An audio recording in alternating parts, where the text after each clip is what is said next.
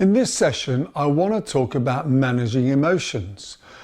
And, we should have an appropriate amount of passion, excitement, etc., when we're in organisations. But we don't want to have too little, because we don't want to be Spock-like, but nor we want to have too much, where we seem to be out of control. So a bit like Goldilocks is finding the right amount. Now, we certainly know that emotional control is really important, in the success of many people. You look at all the data about EQ. So the big debate is, how does someone manage better their emotions?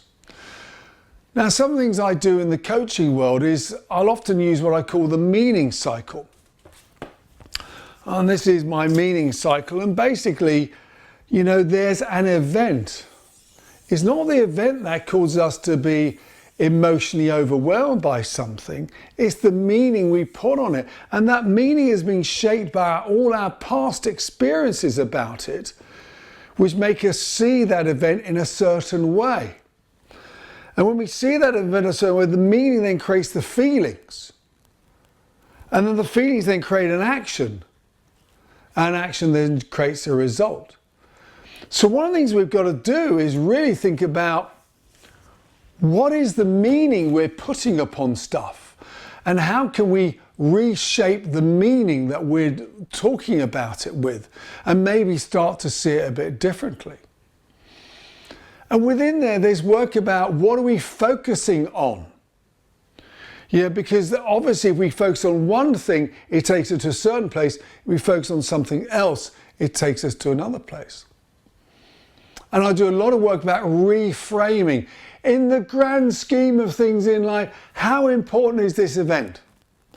Or if you think about it in 10 years' time, how important this be? And then you can backtrack and say, go back to an event that happened to you 10 years ago.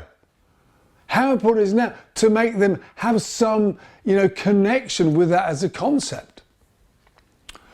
And then obviously we'll do some work on our physiology. Where are we sensing this?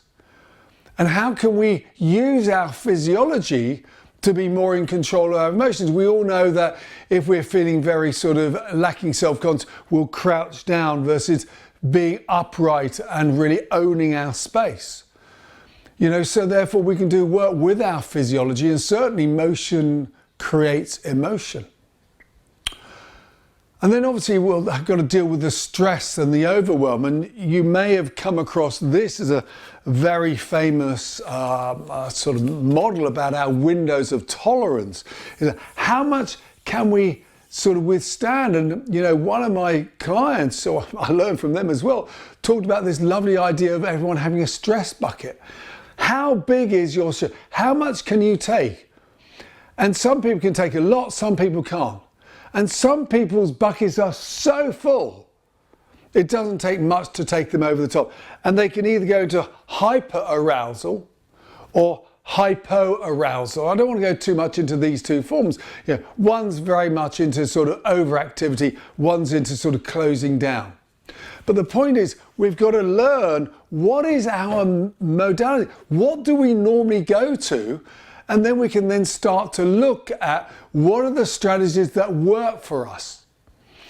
And then we've actually got to look at, what are the healthy strategies? So maybe going for a run, maybe excusing yourself and going out the room, versus the unhealthy ones where you blow your top, you start sort of drinking, smoking, doing lots of other things that are just not right for yourself or your relationships.